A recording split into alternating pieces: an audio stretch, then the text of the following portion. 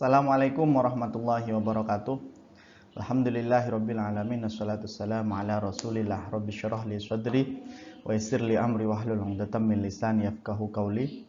Baik para pendengar dan mahasiswa yang saya banggakan dan saya sayangi serta saya hormati, pada kesempatan kali ini saya akan menjelaskan diskusi kali ini ialah tentang materi pengayaan. Ini masuk materi pengayaan pertama dan kedua. Jadi saya jadikan satu, yaitu tentang retorika dalam kehidupan sehari dan juga konsep diri. Sebenarnya bagaimana secara teoritis kita berbicara tentang retorika dalam kehidupan sehari-hari kita dan juga retorika dalam mengkonsep diri kita.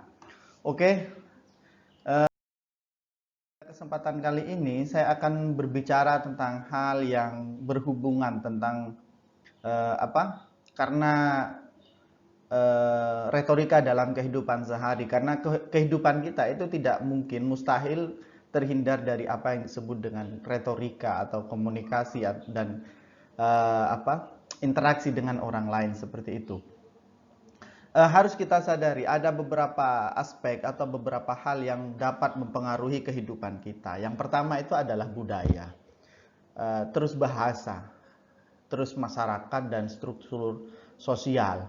Dalam kesempatan kali ini, budaya itu mempunyai banyak perangkat seperti adat, seni, kepercayaan, dan pengetahuan.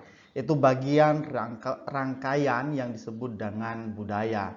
Begitu juga dengan bahasa. Bahasa mempunyai banyak aspek dan beberapa banyak faktor, termasuk ekspresi, struktur bahasa, dan juga ungkapan, gaya ungkapan yang digunakan. Ada juga masyarakat. Masyarakat itu mempunyai banyak pola dan karakter. Yang pertama karakter, wilayah, dan golongan. Yang terakhir itu yang kita bicarakan ialah struktur sosial. Struktur sosial itu ada elit, ada menengah, dan ada floretan, ada kelas rendah. Oleh karena itu, retorika dalam kehidupan sehari itu berkaitan erat dengan beberapa aspek ini. Karena budaya itu akan membentuk satu daya ungkap kita terhadap orang yang akan kita atau lawan bicara kita. Seperti contoh kalau dalam filsafat bahasa, kita kalau mengaji kepada Ferdinand de Saussure, ada perbedaan antara long dengan parole. Long itu adalah perangkat bahasa yang sudah disepakati oleh segolongan atau masyarakat luas, yang saya sebut sebagai bahasa. Tetapi ada yang disebut dengan parol. Parol itu adalah bentuk bahasa budaya yang tidak dimiliki oleh banyak orang. Oleh sebab itu, adat atau ekspresi dalam bahasa itu bisa masuk dalam adat atau budaya yang disebut dengan parol. Dan juga bahasa yang disebut dengan long. Dengan demikian, 4 hal ini akan mempengaruhi cara kita berbicara dan juga cara kita menyampaikan ide-ide yang ada dalam gagasan kita. Kenapa? Karena karakteristik dan wilayah itu juga menjadi sub yang tidak kita sadari, pengembangan dalam diri kita yang nanti disebut dengan konsep diri dalam menyampaikan ide-ide kita. Begitu juga dengan struktur sosial. Tidak mungkin kita berbicara kepada orang yang lebih tua atau lebih dewasa atau kelas elit itu dengan bahasa slangker kalau menurut bahasa sekarang. Atau bahasa, kalau di Jawa itu ada kromo inggil, ada bahasa kromo inggil dan lain sebagainya itu. Itu adalah bentuk struktur budaya yang mempengaruhi komunikasi atau retorika kehidupan kita sehari-hari. Oleh sebab itu, 4 hal akan menjadi sub yang menjadi faktor dalam cara berkomunikasi kita. Oke, singkat, apa sih sebenarnya manfaat retorika dalam kehidupan sehari? Ada 3 hal yang harus diketahui. Yang pertama, retorika itu secara spontan dan intuitif. Yang kedua, retorika itu sudah masuk dalam kehidupan kita sebagai tradisi atau konvensional. Yang ketiga, itu disebut sebagai retorika sebagai terencana. Retorika yang model pertama dalam kehidupan sehari-hari itu adalah retorika spontan. Retorika spontan itu bahasa yang keluar tanpa harus dipikirkan atau disadarkan, tetapi itu menjadi ide sebenarnya. Seperti contoh kita ngobrol dengan teman sejawat, itu adalah retorika spontan. Atau kita saking biasanya terlatih diri kita, maka ada hal-hal yang spontan terkadang keluar dalam ungkapan-ungkapan yang kita lakukan. Retorika spontan ini lebih banyak pada wilayah kehidupan sehari-hari. Kehidupan yang membentuk cara berbicara kita. Yang kedua ialah secara tradisional, retorika dalam kehidupan tradisional. Retorika tradisional atau konvensional ini lebih banyak terkait dengan budaya kehidupan kita. Karena retorika tradisional itu adalah satu bentuk ungkapan yang masih mengakui adanya tradisi-tradisi terdahulu atau kearifan-kearifan lokal yang dimiliki oleh orang-orang lama. Seperti contoh cara kita berbicara dengan petinggi atau kiai, dengan ustadz, dengan guru dan lain sebagainya. Itu adalah ada pola bentuk retorika tradisional yang harus kita sadari dalam konsep kehidupan sehari-hari. Yang terakhir ialah retorika terencana. Retorika terencana ini lebih bersifat formal, ya, yang lebih banyak digunakan dalam dunia publik, dunia formal, seperti kematian, acara kehormatan, acara, kalau di Indonesia mungkin kita kenal 17 Agustus dan lain sebagainya yang disusun secara rapi, dengan terencana. Itu adalah retorika formal yang harus kita sadari dalam kehidupan sehari-hari. Sehingga ketika kita ingin mengungkapkan apa yang ada dalam otak kita atau apa yang ada dalam imajinasi kita, itu kita harus memilih ini yang mana. Kalau yang spontan itu lebih banyak dilakukan oleh orang-orang biasa, seperti halnya kita dengan teman, itu hal-hal yang spontan. Maka kita harus menyadari itu sebagai bentuk ekspresi. Nah, apa sih sebenarnya ini penjelasan dari yang spontan, konvensional, dan juga terencana. Kemampuan berbahasa yang berkembang merupakan bagian dari proses diri kita. Terus yang kedua, berbahasa secara tradisional adalah satu kemampuan menjaga tradisi bercakap. Bahasa Jawa seperti contohnya, itu kan bahasa tradisional yang banyak dijaga. Yang ketiga itu lebih banyak digunakan pada konteks-konteks formal seperti hajatan, upacara, dan lain sebagainya. Oke, dalam konsep diri itu apa sebenarnya? Kita harus sadari bahwa konsep diri adalah semua ide, pikiran, kepercayaan, dan pendirian yang diketahui individu tentang dirinya, dan mempengaruhi individu dalam berhubungan dengan orang lain. Jadi konsep diri itu bagaimana ide, pikiran kita yang kita ketahui untuk mempengaruhi, memberikan persuasi kepada orang lain. Oleh sebab itu, sebelum kita mempengaruhi orang lain, maka kita harus menyadari siapa sebenarnya diri kita, dari mana kemampuan kita, apa kekurangan kita. Oke, relasi konsep diri dengan cara bertutur. Saya sebut dengan SMART, ya. Kenapa?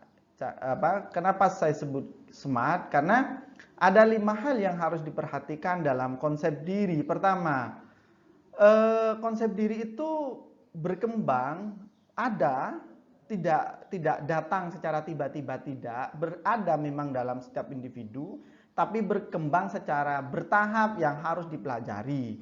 Konsep diri boleh kita lihat anak kecil, itu kan dilatih dari kecil, cara berbicara, cara berjalan, cara beradaptasi, dan lain sebagainya. Itu adalah bagian dari konsep diri.